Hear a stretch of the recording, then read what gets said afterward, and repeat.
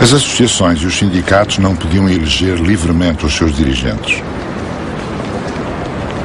Parte da justiça era dependente do poder político. As polícias vigiavam e oprimiam.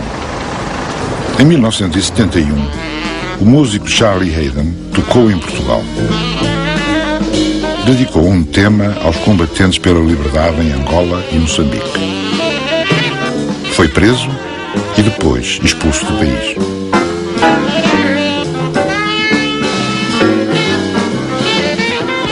Muito mudou desde então.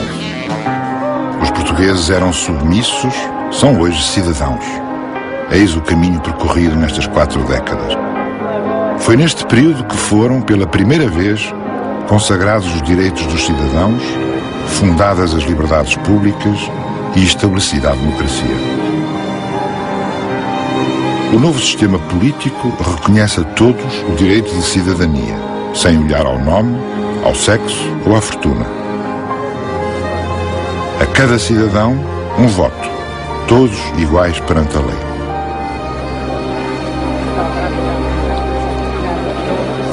Já uma vez tinha votado na sua vez? Não, senhor. Porquê este ano? Este ano, só este ano é que sou português. Eu tenho 53 anos para ser português. Isto é a primeira vez que vota? Sim, senhor, com 63 anos. Porquê a primeira vez? Porquê a primeira vez? Porque eu gosto de vir aqui e gosto de votar. Portugal novo.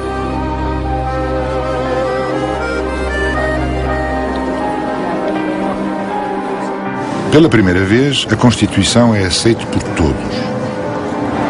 Ninguém fica de fora. Deixou de haver presos políticos e refugiados. Há situações de exclusão social e económica, mas a igualdade perante a lei é real. Como se chegou até aqui?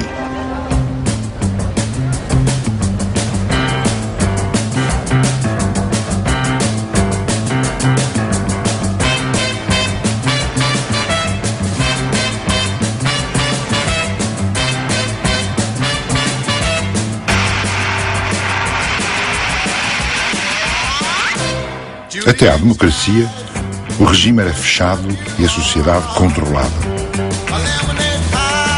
Mas apesar disso, a partir dos anos 60, a mudança infiltrou-se por todas as frestas, nos corações e nas cabeças das pessoas. Imigrantes que partiam e turistas que chegavam mudavam os hábitos e alargavam os horizontes da sociedade portuguesa.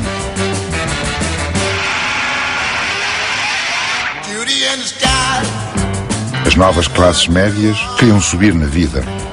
A televisão, o cinema, a música pop e maio de 68 apelavam à mudança. Mas isto era contrariado por um país em guerra. Todos os anos, milhares de jovens partiam para a África e viam esquecidos por 2 anos os seus projetos. Fazer uma família, comprar casa, viver na cidade, estudar, subir na vida.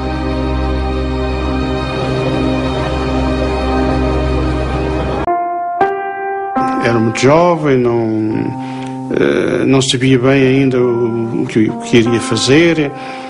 A única coisa que nós sentíamos é que a guerra ia-nos adiar.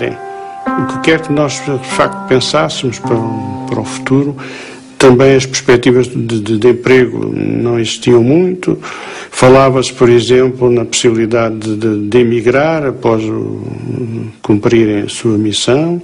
Era no que mais se falava, emigrar, porque não havia, de facto, grandes perspectivas no nosso país. Jorge tem 50 anos, é técnico informático. É casado com Marta, 45 anos, professora. Vivem em casa própria, um T3 em Vila Nova de Gaia. Ganham 50.000 euros por ano. Têm uma mulher a dias 3 vezes por semana. À noite, gostam de ver televisão. Às vezes, vão ao cinema. Há 5 anos que passam férias no estrangeiro. Este ano, foram ao Brasil. A vida desta família é o espelho de um longo período de desenvolvimento. Foram 40 anos em que todas as classes sociais viram melhorar o seu conforto e bem-estar.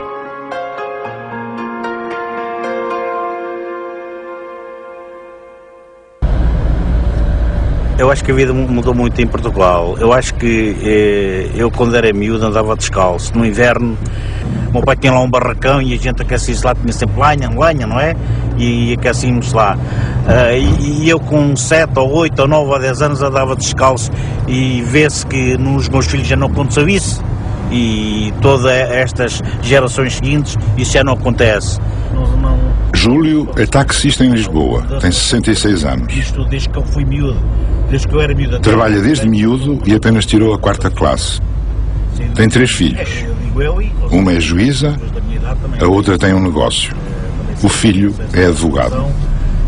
Porque, de facto, vê-se, os nossos filhos já tiveram uma forma de educação, uma forma de ir para a escola, uma forma de vestir, uma forma de usarem as malas, não é? Para levar os livros, totalmente diferente daquilo que eu tive. Aliás, esta geração, agora mais nova, todos têm telemóvel, todos têm mochilas, todos têm ténis de preços elevados, que antigamente era impossível, nem havia hipótese dos nossos pais ou dos nossos avós terem dinheiro para umas coisas destas, não tinham, não é?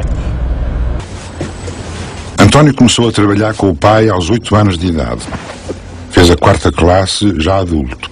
Tem 2 filhas. Uma é médica, a outra estudou arte. Ela vive em Londres agora. Ele está em Londres. Concorreu. Que eram 8 alunas que conseguiam entrar lá na Royal Academia Inglesa.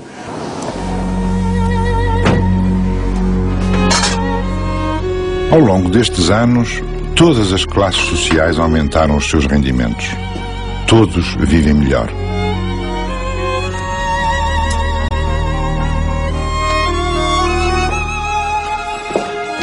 Marta, por exemplo, vive numa casa mais confortável do que a dos pais.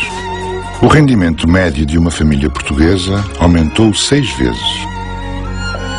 Metade dos que trabalham são mulheres que passaram a trazer para casa mais um salário. As famílias começaram a ter eletrodomésticos. Primeiro vieram o fogão, a televisão e o frigorífico. A vida melhorou. Hoje, em grande parte das casas, há de tudo.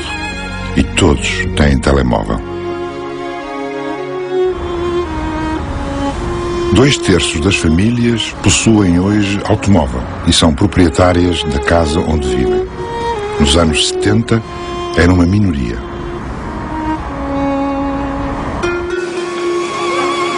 Todos passaram a comer melhor. Há 30 anos, cerca de metade da despesa de uma família era para a alimentação. Hoje é menos de 20%. Sobra mais dinheiro para gastos com o vestuário, a saúde, a habitação, a educação e a cultura. Mas o que as famílias gastam hoje, ao fim do mês, é muitas vezes mais do que aquilo que ganham. Lentamente, ao longo destes anos, as famílias deixaram de poupar. É fácil pedir dinheiro ao banco.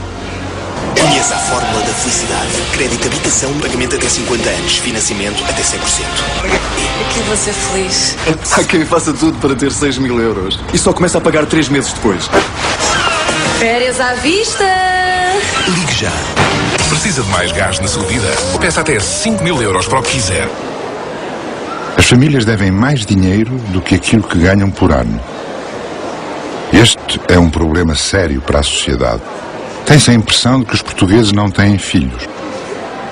Com o endividamento que se atingiu recentemente, será difícil aos pais planear o seu próprio futuro, ainda menos o dos seus filhos. Foi este o tempo em que surgiu o consumo de massas. Colombo, a Rábida Shopping, Fórum Montijo, Algarve Shopping, Corte Inglês, FNAC. São estranhos nomes, hoje familiares, de grandes superfícies comerciais onde milhões de pessoas marcam encontro, fazem compras e se divertem. 11 de outubro de 2006, 7 horas da manhã. Vista da Ponte Vasco da Gama, Lisboa é uma bela cidade. O casario, à beira Tejo, arrumado por séculos de história, deixa ver a nova cidade. Portugal do século XXI começa ali. A luz é a de sempre. As cores, as mesmas de outrora. Mas os edifícios modernos do Parque das Nações mostram que a Europa também começa ali. Lisboa é a capital de um país como os outros.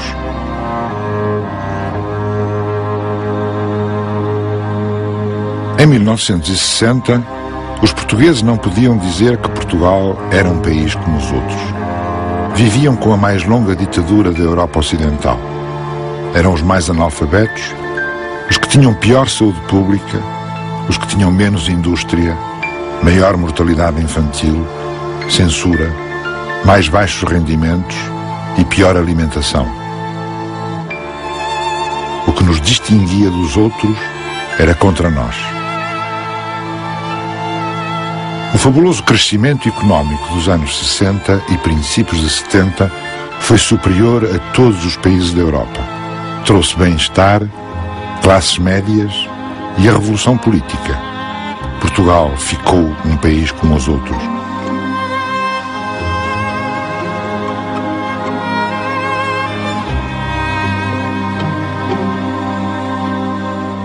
Ainda é um país atrasado, pobre e desigual, mas muito menos do que há 30 ou 40 anos.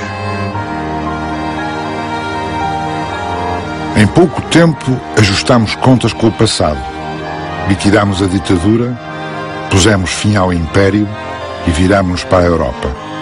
Tal como a maioria dos países europeus, vivemos em democracia. Todos têm o direito de voto, as maiorias governam e respeitam as minorias. Ficamos mais perto uns dos outros. As cidades juntam-nos, as estradas ligam-nos, os serviços públicos são de todos e o mercado é só um. Vive-se hoje melhor, com mais condições, em liberdade e com proteção social.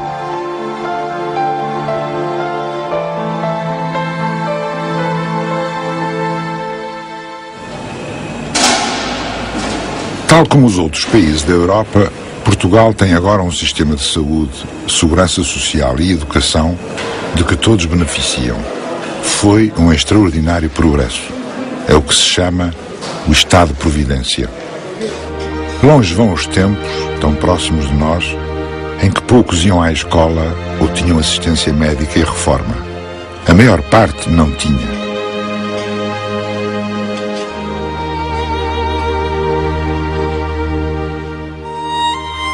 Os velhos viviam na pobreza e do apoio dos familiares.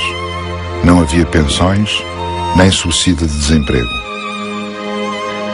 Os direitos à reforma e à saúde começaram a ser reconhecidos no final dos anos 60 e hoje são para todos. Nos anos 80 foi estabelecido o subsídio de desemprego e nos anos 90 criou-se o rendimento mínimo garantido. E todos, mesmo os que nunca descontaram, têm direito a pensões.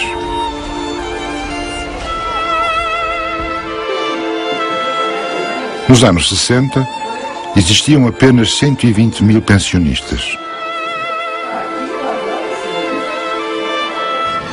Hoje, são quase 3 milhões. Mas por cada pensionista, há menos de 2 trabalhadores a descontar todos os meses. Isto é um problema. São já preocupantes as dificuldades financeiras do Estado. Há quem tenha medo de que a sua reforma não esteja garantida. Outro problema é o do valor das pensões. Em média, são 2 a 3 vezes inferiores à dos países europeus. É difícil viver com a pensão mínima, cerca de 200 euros por mês. Além disso, ainda há muitas pessoas que vivem à margem. O sistema é muitas vezes inacessível.